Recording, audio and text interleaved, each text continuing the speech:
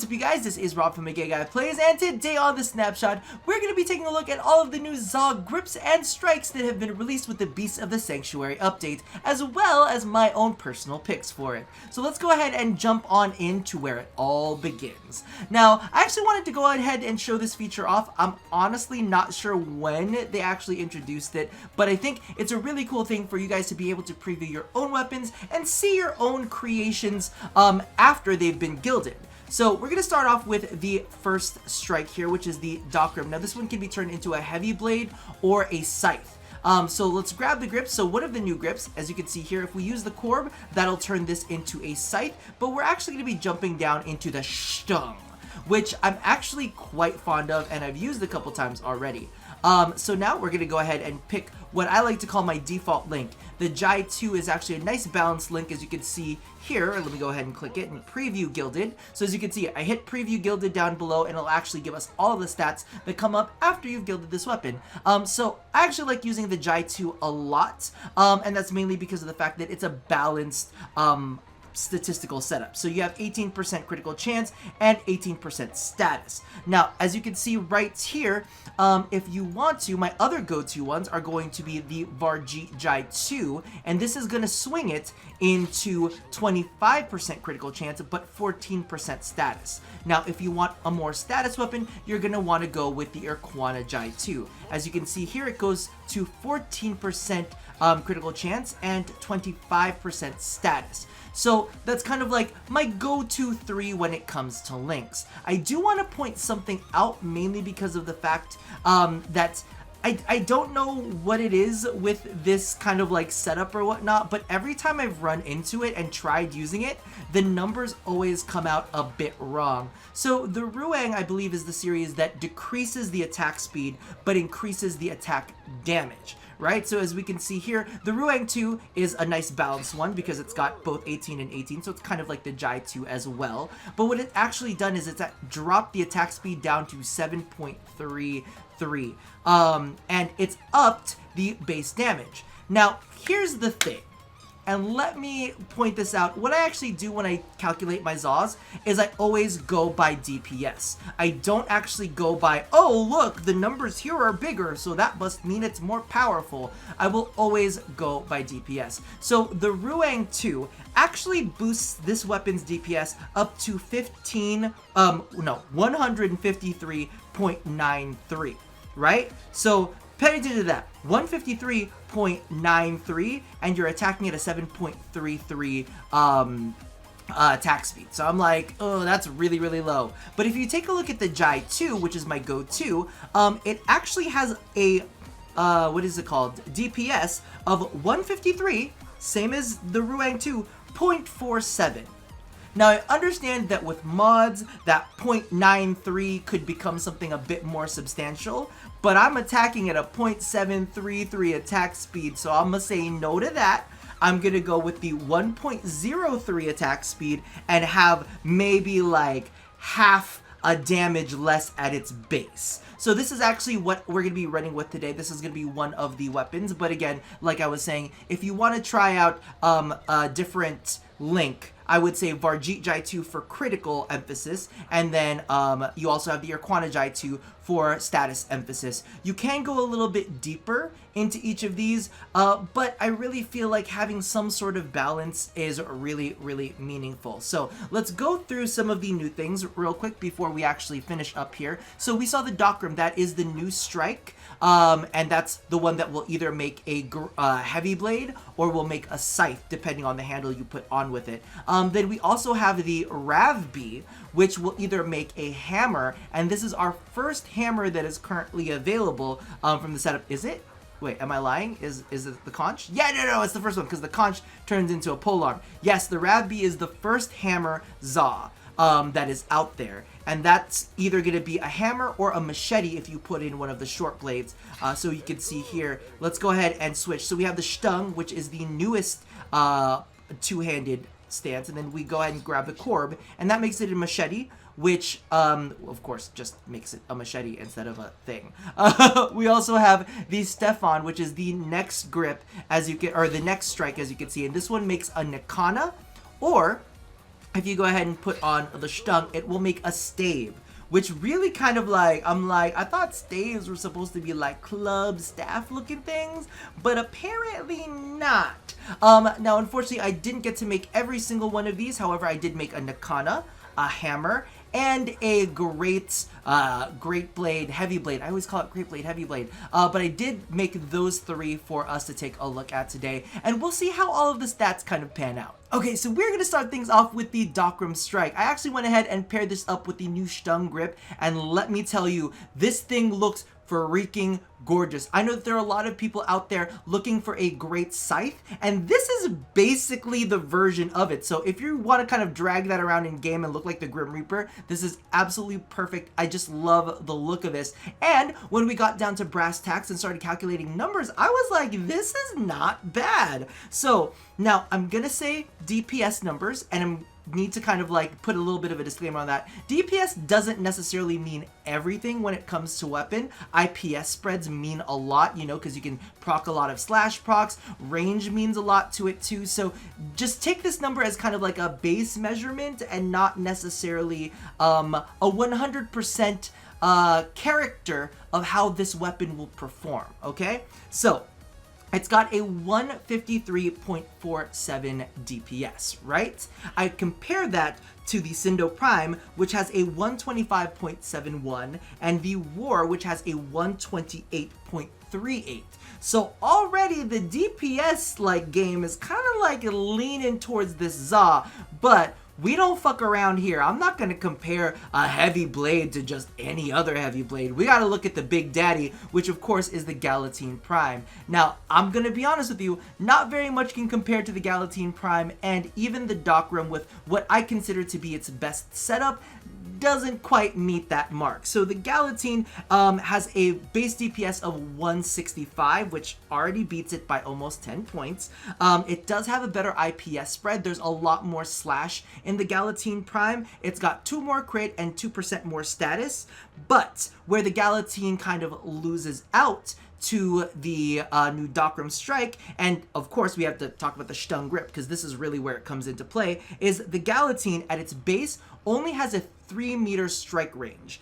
With primed reach on, it has a 5-meter strike range. However, the Thrasos paired up with the Stung, or the Dockram paired up with the Stung, has a 5-meter at its base. 5-meter at its base and 9 meters with primed reach. So if you're looking for something that can hit a lot of enemies at once, the Thrasos is just a little bit behind the Gallatin Prime, but you're going to be able to slap down more enemies. So let's go ahead and take a look at how it performs. Now, here's the build, and I'm going to be completely honest with you. This is a very, very typical build for what I like to use on my Zaws. I kind of play around with the arcanes every now and then, but honestly, I always have Blood Rush, Condition Overload, Drifting Contact, and the rest of the basic stuff. Sometimes Primed Reach is in there, sometimes it's not. And then, of course, I have my Elemental Status combos. I like riding that line.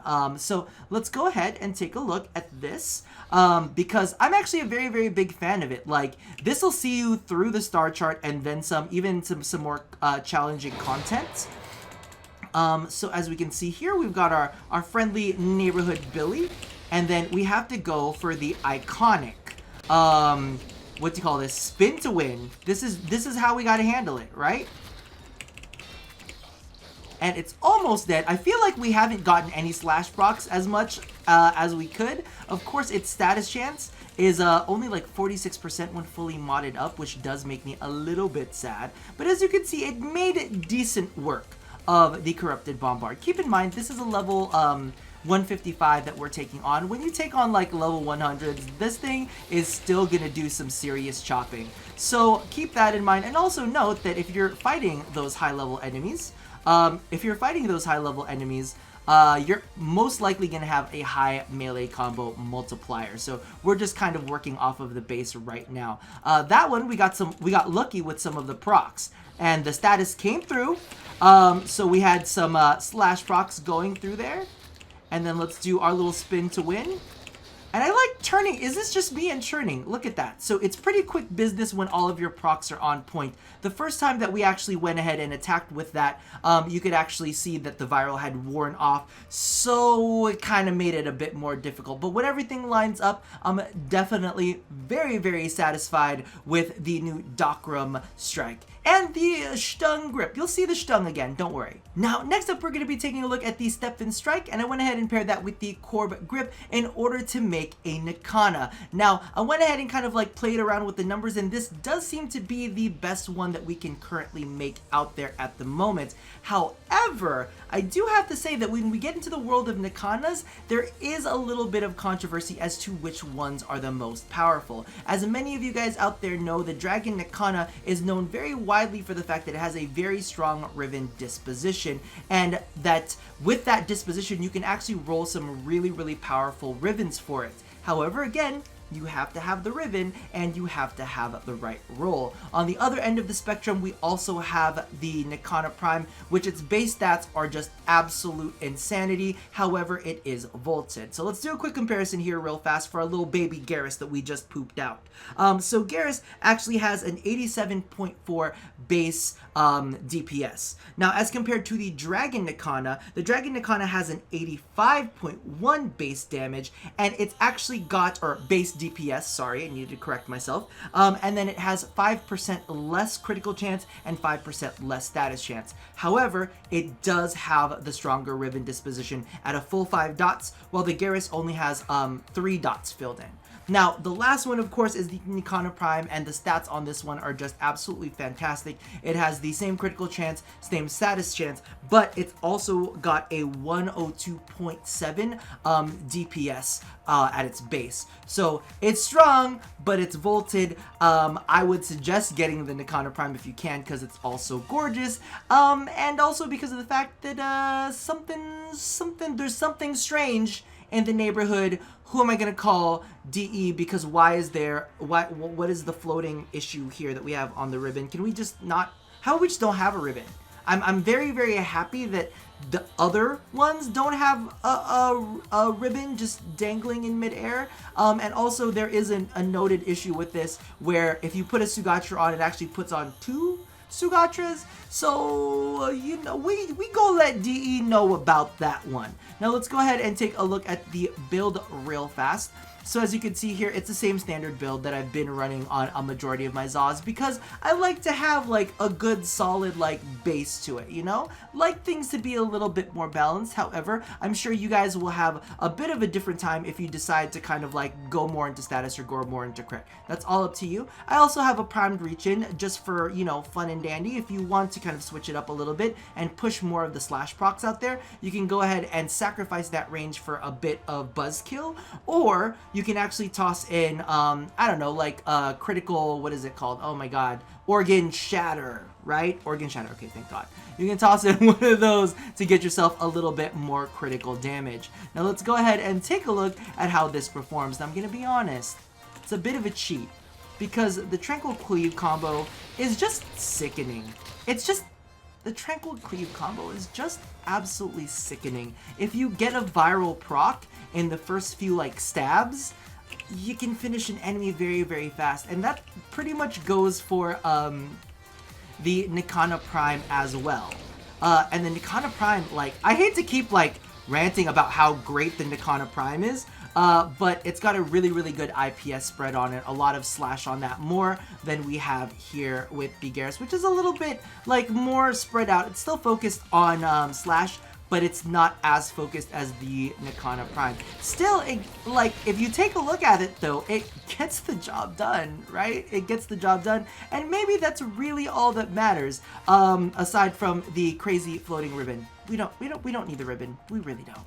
And our last strike that we're going to be taking a look at is the Rab V. I went ahead and paired this with the Stung again because I needed to make a hammer. Legitimately, do I want another machete or do I want the first Zaw hammer? I think I'm gonna take the first Zaw hammer, and it actually looks pretty cool. However, it doesn't look as solid as some of the other hammers that we have in game. However, when I crunched the numbers, I found some really interesting statistics, and this almost kind of boils down to the same argument that I'd made earlier today, that DPS doesn't always say everything about a weapon. It's a great kind of like thing to note, but when it comes down to performance, it's not always the thing that will define the way a weapon plays. Now the Nomos has a really nice DPS of 158.94 at its base. Really fantastic, really chunky. When we take a look at the Fraggle Prime, it's got a 104 DPS. However, the Fraggle Prime is made to be a crit weapon. So the Fraggle Prime's actually got 15% more critical chance and 0.5% more critical multiplier. It also has 10% less status than the setup that we have on the Nomos. So the Nomos kind of wins in that aspect because it can proc some statuses to wear enemies down. However, if we're looking for just raw, straight up damage, the Fraggle Prime is going to be a good one. Now, I wanted to go ahead and pair this up with my personal favorite hammer, which is also a freaking beast if you've never checked it out, which is the Arca Titron, aka the Titty Hammer. The Arca Titron has a 1.31.94 DPS, so 131, or maybe almost 132 as compared to the 158 of the Nomos. But it's got 4% more crit and it's got 18% more status. It's also got a more interesting IPS spread where it's actually lacking. I think it might have impact and slash only, no puncture. And because of the fact that when you kind of like roll your status chance, you either have a big chunk to do impact or some real nice status, some real nice slash damage. So there you're getting more slash procs than you would get with the Nomos, because the Nomos isn't really slash focused, it's more impact focused. But here is the big game changer of it all right? If we look at each of these weapons with primed reach on, the Fraggle Prime is 4 meters with primed reach. What is happening there? The Arca Titron has a 7 meter range with primed reach, but the Nomos has a 10 meter range with primed reach. So we're looking at some real big discrepancies when it comes to, you know, exactly how far out these go. So maybe you're taking a little more length and getting rid of a little bit of girth, if you know what I mean. Now, when I was playtesting all of these hammers, I'm going to be honest with you, I still like the Arca Titron better, but this is a lot of bit of fun. And with the extreme range that it has, you'll be able to build up your melee combo counter better. And because of the fact that hammers have a lot of kind of like CC moves, you'll be able to keep enemies controlled in a bit of a larger range. So this is my setup for it, and you'll notice that I've actually swapped over to corrosive. I've been playing around with this one. I'm gonna be honest with you, it's not my favorite of the bunch, mainly because it's hard to measure because we're always knocking around enemies left, right, and center. But I do have to admit it is a bit of fun, and I do like the moveset attached to it a lot. So that's kind of a thing, right? You gotta, oh, this is gonna be a pain. This is gonna be a pain, I can tell you right now. But no, it is, well, and you see why this has become difficult for me when it comes to calculating how well these hammers perform, is because they're constantly knocking everything off of every goddamn edge. But we're gonna try it again, and literally this has been my afternoon. I'm like, I just need to hit you into a place where you're not falling over the edge of the map, because you do need to get a good combo going. And you do need to get, you know, some damage in to strip some armor and, you know, get your procs in and all of that kind of stuff. But legitimately, because of the fact that we are constantly knocking around enemies, it's just not the most fantastic. So for me, I'm going to say hammers. Probably stick to the star chart with these ones, or types of enemies that do not have any kind of armor. Because if you can slap through a bunch of enemies that are armor free, this is going to be the hammer for you, as opposed to, you know, something like the Arca Titron, where you can go ahead and get those big old slash procs that are absolutely fantastic. Those definitely perform a good bit better. However, these ones definitely I would say restrict. I would say restrict to enemy types Restrict to enemy types that... Please, just let me just die before you... You really couldn't just let me kill you before you died.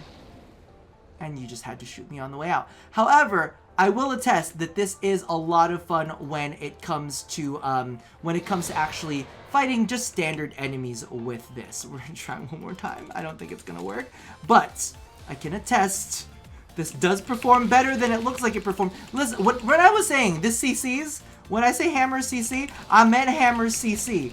I meant they CC a lot. Like, look at that. I'm not even performing its CCest move, which is the spinny round and round move that it has. It's this one. Wait, hold on. Oh wait, it's this one.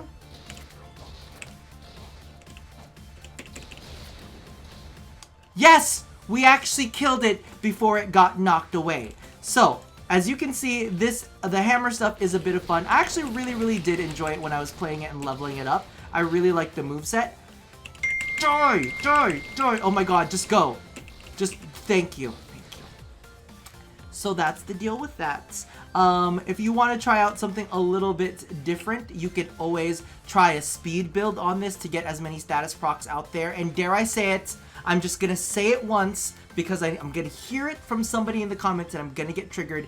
If you pair this up with the, I believe the Cicala was the one that I was looking at. It doesn't have as high a DPS as if you paired this with the Stung. However, if you put the Cicala on, you do have the opportunity to kind of like maybe pump up its status and get it with a little bit more corrosive, or because hammers do move fast and the Cicala is a really fast grip, I hate to say it, Shattering Impact. Oh, okay. We're going to leave it right there because I know that there's going to be people saying, "Oh, Rob, you said the thing. I told you. This is just theory crafting.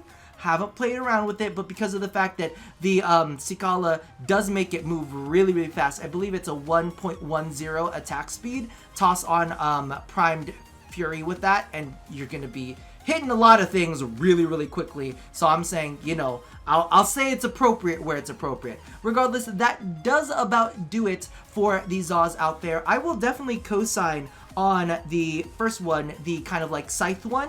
The Nikana one, kind of middling, you know, it's in the middle grounds there. And then the Hammer one, definitely a lot of fun, a bit of trouble to show off here for you guys. But that does do it for me for now. I hope you guys enjoyed this. If you catch me on stream and you see these weapons, now you know exactly what the builds are gonna be like. And that's about it. So as always, love somebody, hurt nobody, and touch your body. I'll see you guys next time. Bye-bye!